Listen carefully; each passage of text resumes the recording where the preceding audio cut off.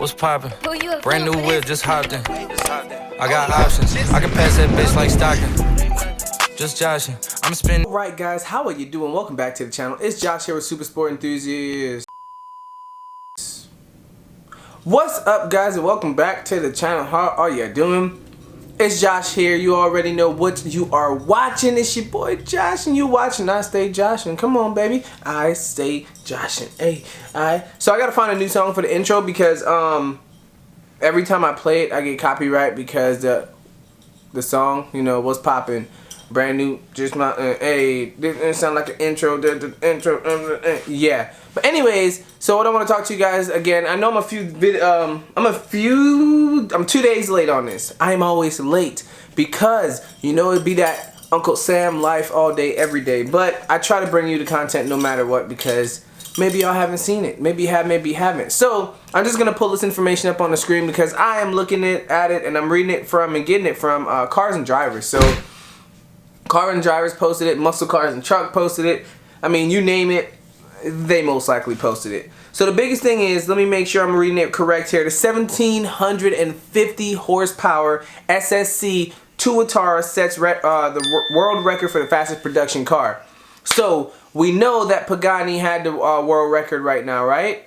Pagani, yes, that right. So if you do 300 miles an hour going down out, and you do 350 going back, the record is going to be 325. We're going to take the mean number, the middle. You know, for my high school guys that did that math, you know, that thing that we have to do as Americans and blah, blah, blah, blah, blah. Yeah, school.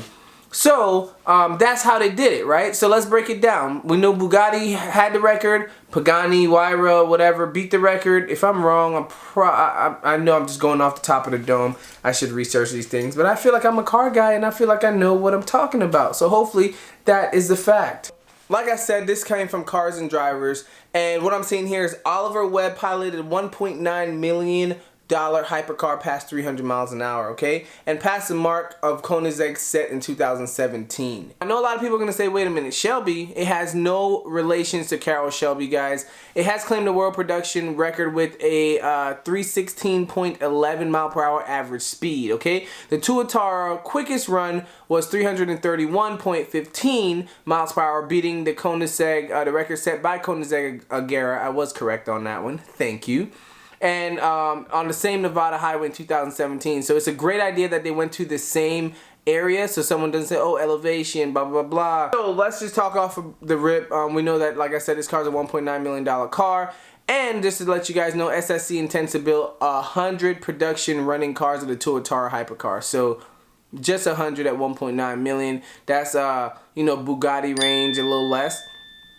Now, personal opinion, I still prefer the Bugatti because quality is amazing. Then I'd say probably the Huayra next because that's what I see and know the most. And then I'd probably go with this Tuatara due to the fact that it seems newer, honestly. Bugatti's been around for a while. Even though they seem to get shipped out and bought out by a lot of people every single time, I would still go with that. That's just my personal opinion. Let me know what you guys think in the comments below. Would you go with the Bugatti? Would you go with the Huayra? Would you go, you know, hey, I like Pagani kind of stuff. Would you go with this Tuatara because of the speed? I know Stradman in a few videos ago, if you guys watch him, he stated that, you know, that's something he was looking at or interested in the future. So that's some, you know, a few ideas to think about. Let's go ahead and break it down exactly into details, okay? So what happened? All right. So we know, again, October 10th, the driver name is Webb, piloted this amazing hypercar called SSC, make sure I'm correct, SSC Tuatara, the world record for the fastest production car vehicle over 2 one-way runs. Like I said, he did 316 out, 331 back.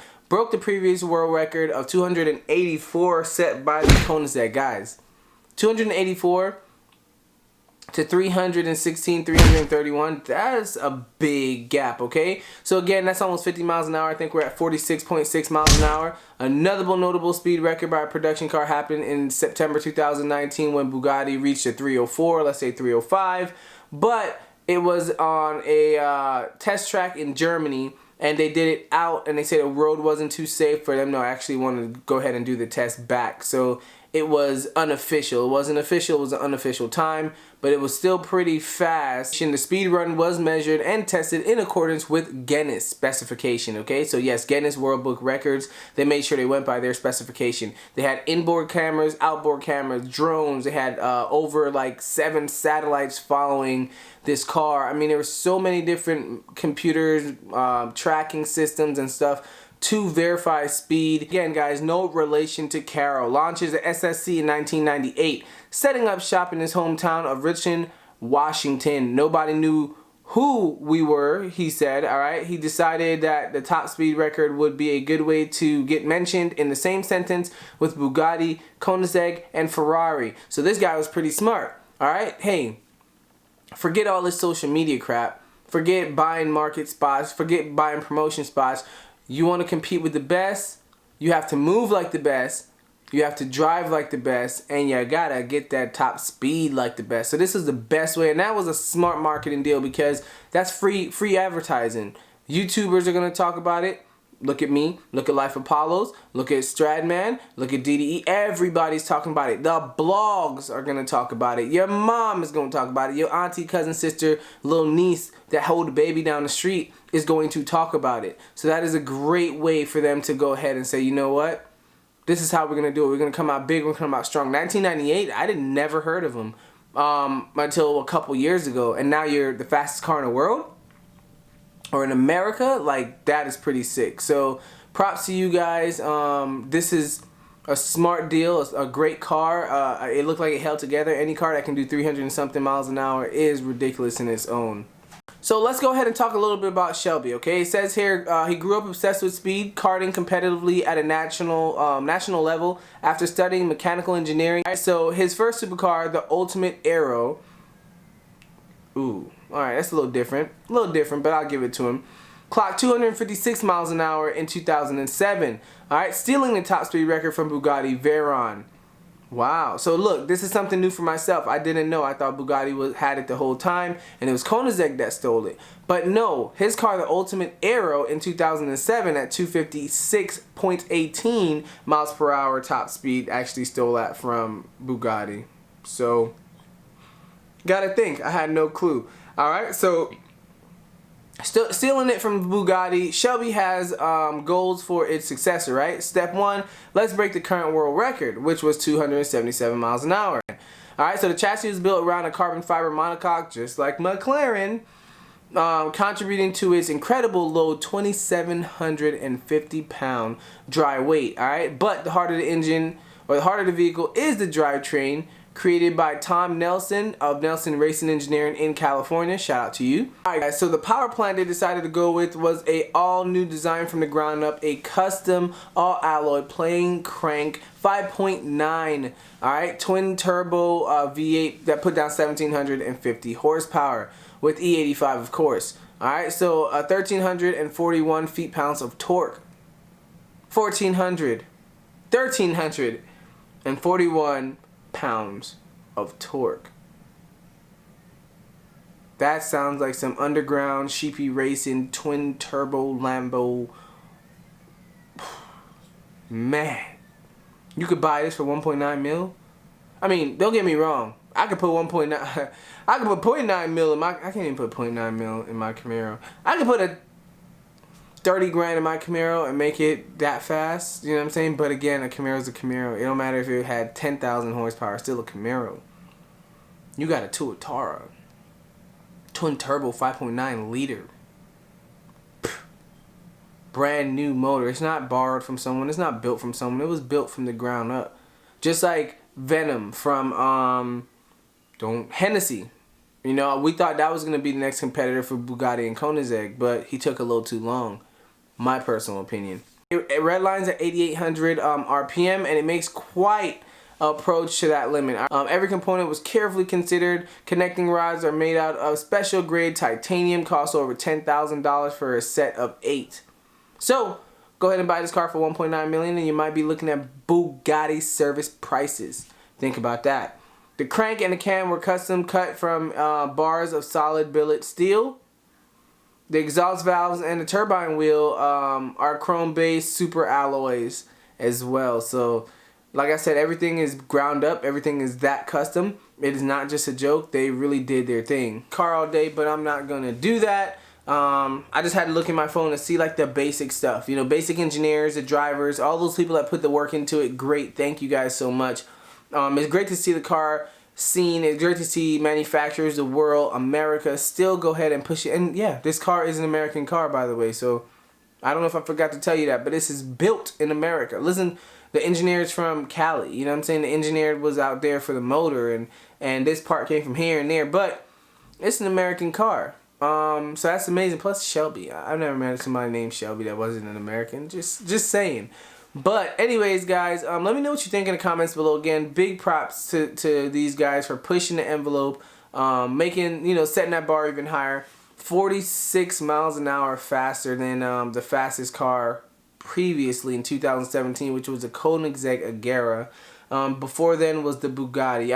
I can't tell you if it was a Chiron, Veyron. Like, not gonna do that. But let's see who's next. And then again, how much faster can we get when all these cars and all this manufacturing? Look at California. California by 2035, you cannot buy any new gas cars.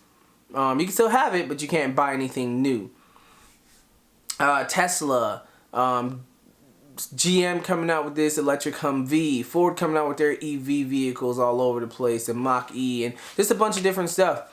So you have people pushing the envelope for electric, and you have this guy, Shelby, pushing the envelope for these gas. But a 5.9 liter twin turbo car doing 1,750 horsepower and 1,341 feet-pounds of torque. Is that going to even pass inspection ratings? I mean, he's only doing 10 cars or 100 cars. So that makes sense. At 1.9 mil, do the math. That's almost 2,200 mil. Please be right. Please be right. So yeah, let's say that's enough to get him into maybe making. I'd say you still need $1 billion, but who knows?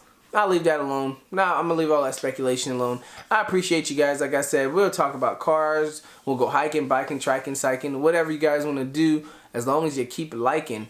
But that's it for now. I just wanted to bring it up. Big props. I seen it all over the internet, and I had to bring the content. I won't be me if I don't bring the content to you.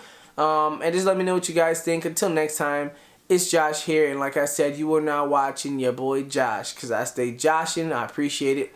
And again, look at the definition if you don't know what joshing is. That's joking, having fun, playing. That's what I do. You know what I'm saying? I got a good personality. I like to have fun, and that's all it's about. Guys, until next time, I'll see you later, and I love you guys. I respect you guys, and I salute you guys. Don't forget to shop the merch. I'm working on some new merch. All right? So, again, we're going to derive away. It gives me a whole lot of purpose that I could do things just not car related. I could do anything. You know what I'm saying? So, the merch is going to follow anything. Please support the brand. I'd love to see somebody in person. I tell you, I'm a smaller channel. I would love to see somebody in person wearing my merch. That'd be sick. And it'd be pretty cool. So just let me know. Till next time. Peace. See you guys later. Be safe. Wear your mask. And think about losing your fine ass. How the fuck I let you slip away? Life for the party, but I'm dead inside. Kill my vibes, it was genocide. Hard to act like I've been alive. I'm trying to find where I identify. One time for the